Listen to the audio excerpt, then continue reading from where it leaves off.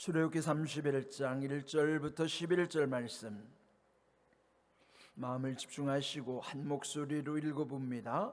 여호와께서 모세에게 말씀하여 이르시되 내가 유다 지파 훌의 손자요 우리의 아들인 브살레를 지명하여 부르고 하나님의 영을 그에게 충만하게 하여 지혜와 총명과 지식과 여러 가지 재주로 정교한 일을 연구하여 금과 은과 노스로 만들게 하며 보석을 깎아 물리며 여러 가지 기술로 나무를 새겨 만들게 하리라. 내가 또 단지파 아이사막의 아들 오홀리압을 세워 그와 함께 하게 하며 지혜로운 마음이 있는 모든 자에게 내가 지혜를 주어 그들이 내가 네게 명령한 것을 다 만들게 할지니 곧 회막과 증거궤와 그 위에 속죄소와 회막의 모든 기구와 상과 그 기구와 순금 등잔대와 그 모든 기구와 분향단과 번제단과 그 모든 기구와 물두멍과 그 받침과 제사직을 행할 때 입는 정교하게 짠 의복 곧 제사장 아론의 성의와 그의 아들들의 옷과 관유와 성소의 향기로운 향이라. 물은 내가 네게 명령한 대로 그들이 만들지니라. 아멘. 이제 이 앞에서는 하나님께서 그 시내산에서 모세를 부르시고 또 40일 동안 함께 하시면서 그 십계명을 비롯한 율법 그리고 성막을 어떻게 만들 것이며 또 제사장들이 입는 옷은 또 어떻게 할 것이고 거기에 필요한 그 각종의 도구들을 어떻게 만들 것인가, 그런 구체적인 말씀들, 요즘으로 말하면 사용 설명서, 흔히 매뉴얼이라고 하죠. 이러한 것들에 대해서 구체적으로 말씀을 하셨습니다. 그런데 이제 이런 모든 어떤 기구라고 하는 것은 요즘 이제 컴퓨터 용어를 따진다면 그것은 하나의 하드웨어와 보이는 하드웨어 기능을 하는 것이죠. 그렇지만은 실제적으로 그 안에서 모든 일을 집행하는, 진행하고 담당해야 하는 것은 결국 사람이 해야 하는 것입니다. 그래서 그 제사를 주관하는 대제사장을 중심으로 많은 제사장들이 도와야 되는 것처럼, 그런데 이제 이런 모든 만드는 것, 성막, 그 안에 있는 성구들, 그리고 제사장이 입는 옷에 관한 것들, 지금 오늘 읽은 말씀 속에도 보면은 그러한 여러 가지 항목들이 7절부터 11절까지 기록되어 있어요. 근데 여러분 그 내용은 앞에서 이미 다 묵상했던 내용들이에요. 그래서 여기에 그 말들이 익숙해야만 합니다. 그 회막이라는 건 성막을 말하는 것이죠. 그리고 성막 안 가장 깊은 곳, 지성소 안 중앙에 있는 증거궤, 또 그 위에 있는 속죄소와 그 회막의 모든 기구, 8절에도 그 떡상과 기구, 그 맞은편에 있는 순금 등잔대와 그 기구들, 그리고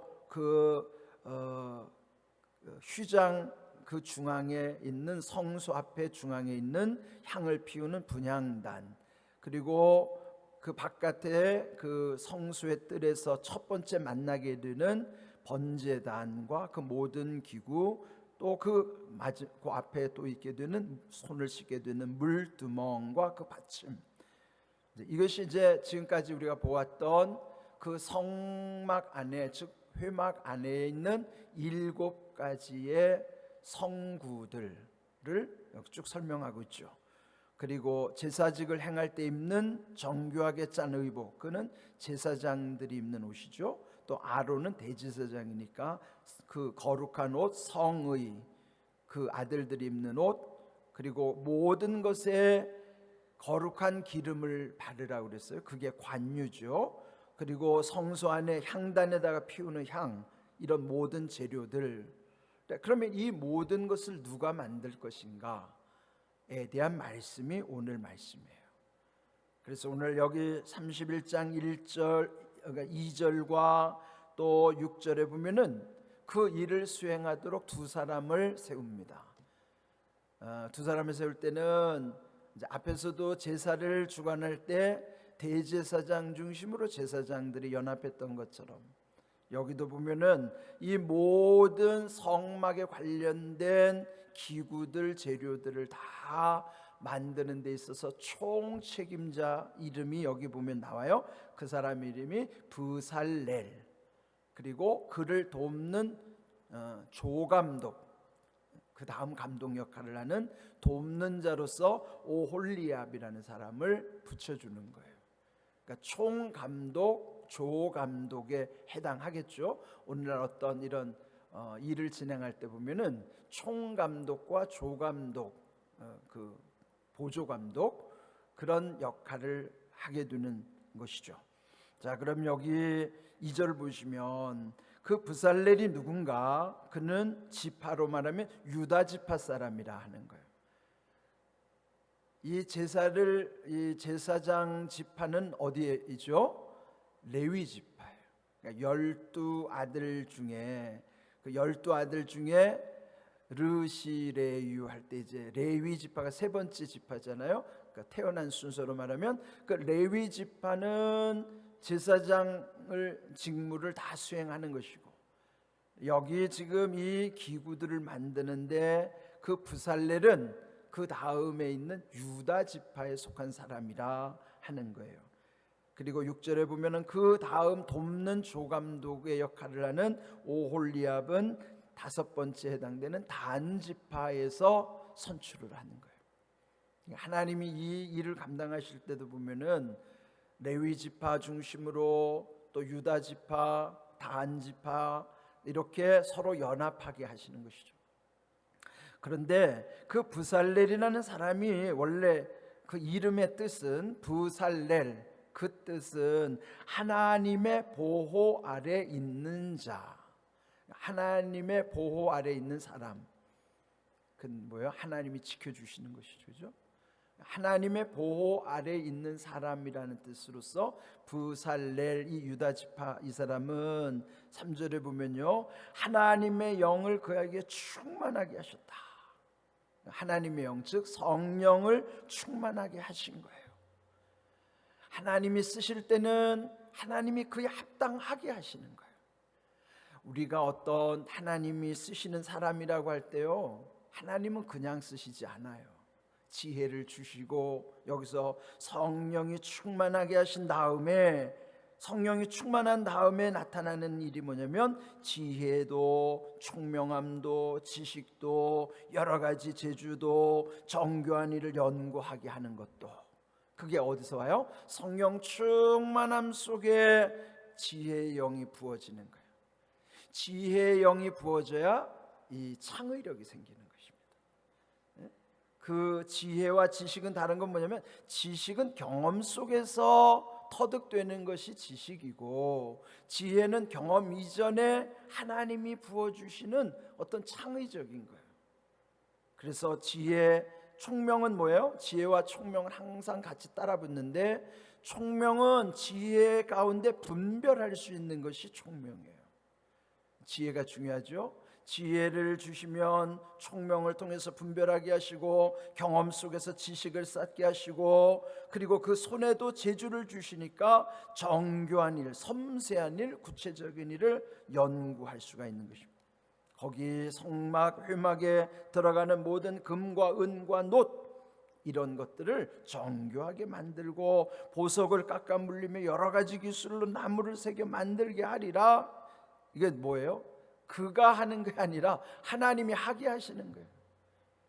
그래서 우리도요, 하나님이 하게 하실 때 그 성령의 충만함 가운데서 이런 모든 것이 그 안에 흘러오게 하시는 거예요. 그러면 우리가 먼저 구해야 될 게 뭘까요? 하나님의 영으로 충만하기를 사모해야 돼요. 성령 충만케 하시옵소서는 어떤 신비적인 것을 바라는 게 아니라, 우리 안에 구체적으로 지혜가 부어지고 총명함과 지식, 그리고 이런 재주, 이런 것들이 우리 가운데 계속 하나님이 부어주시는 거예요.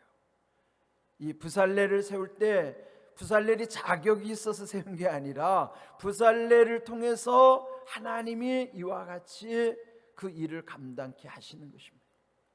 이게 중요한 것이고, 그 다음에 6절에 보면은 또 오홀리압은 단지파에서 그를 세웠는데 그는 이제 조력자가 되는 거예요.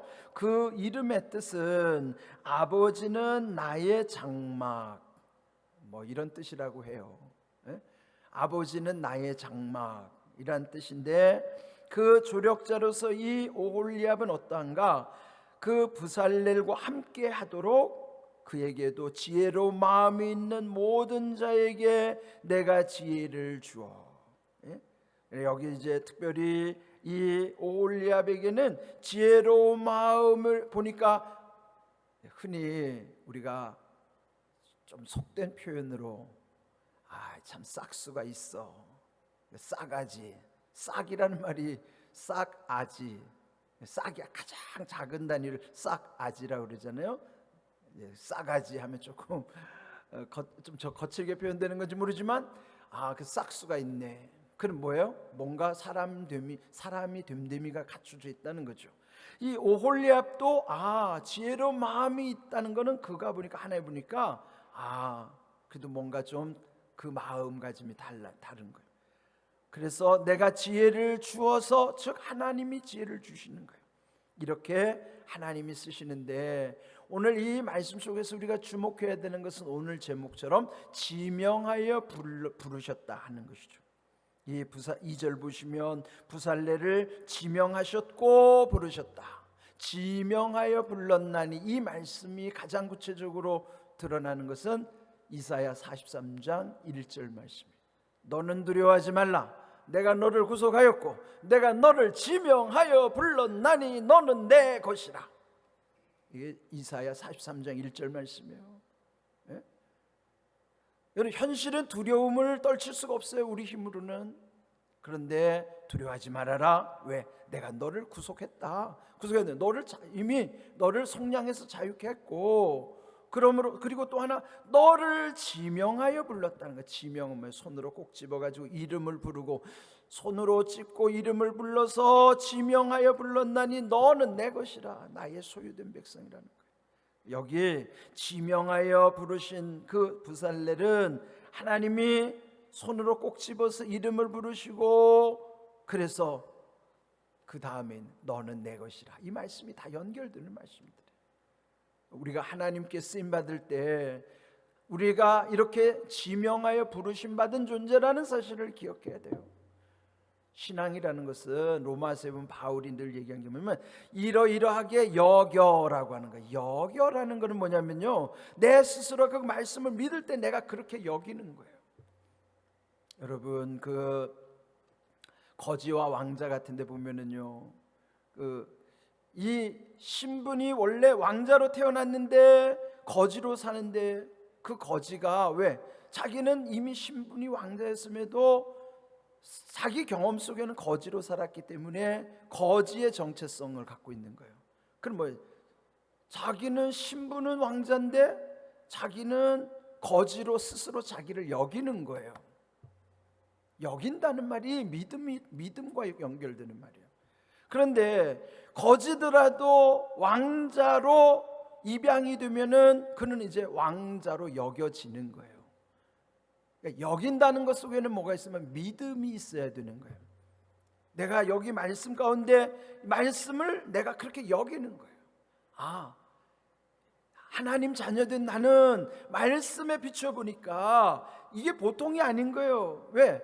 지명했고 불러주셔서 하나님의 소유됐다고 말씀해 주셨어요. 그러면 나는 믿음 가운데 그렇게 여겨야만 하는 거예요. 그게 능력이에요. 근데 그렇게 말씀해 주셨는데 나는 그렇게 여기지 않아요. 그럼 그건 내 것이 아닌 거예요. 여긴다는 말이 얼마나 중요한지 몰라요. 내가 그렇게 여겨야 돼. 왜? 말씀하셨으니 믿음 가운데 나는 그렇게 여기는 거예요. 내가 그렇게 소중한 존재구나. 그럴 때부터 그가 소중해지는 것이지, 자기도 자기를 소중하게 여기지 않는데 누가 그를 소중하게 여기겠어요? 먼저 자기가 자기를 어떻게 여기느냐. 근데 그 아무 근거도 없이 하면 그거는 속된 말로 말하면 뻥이죠. 근데 우리는 뻥이 아니에요. 왜? 말씀에 기반하고 있기 때문에 뻥이 아닌 거예요. 왜? 그건 믿음이니까. 여러분, 이걸 잘 분별하셔야 돼요. 우리는 오늘 믿음으로 나를 어떻게 여기느냐가 나의 거룩함에 다 접촉되어 있는 거예요. 지금 내가 사는 것이 좀 빈궁하고 뭐 힘들게 살아도 내가 누군가를 잊어버리면 안 돼요. 내가 누군가를, 나는 나를 어떻게 여기는가를 생각하십시오. 여러분 소중한 분들이에요. 왜? 하나님이 여러분을 콕 집어서 이름을 부르고 지명해서 불러서 너는 내 것이라고 말씀하셨어요. 그럼 믿으면 나를 그렇게 여겨야 되는 거예요. 그게 믿음인 거예요. 그렇게 여기십니까? 그렇게 여기시면 여러분 그게 여러분의 믿음인 거예요. 우리는 그렇게 대단한 존재입니다. 그런 것을 오늘 여기 지명하여 부르심의 의미라 이 말이죠. 여러분은 믿음 안에서 여러분을 하나님이 얼마나 귀히 세우신 사람인가를 먼저 믿고 여러분을 그렇게 대하셔야 돼요. 여기셔야 돼요. 그럴 때부터 여러분은 이제 달라지는 거예요. 생각도 달라지고 품격도 달라지고 언어도 달라지고 모든 게 달라지는 거예요. 그런 은혜가 있기를 바랍니다. 오늘 주신 말씀 지명하여 불렀나니 너는 내 것이라. 이사야 43장 1절과 견주어서 오늘 여기 부살레를 하나님이 쓰신 것처럼 오늘도 여러분을 하나님이 그렇게 귀히 여기시고 여러분을 쓰시기를 원하신다는 사실을 기억하십시오. 그런 말씀대로 이루어지는 복된 은혜가 우리 모두에게 임하기를 주님의 이름으로 축복합니다. 아멘.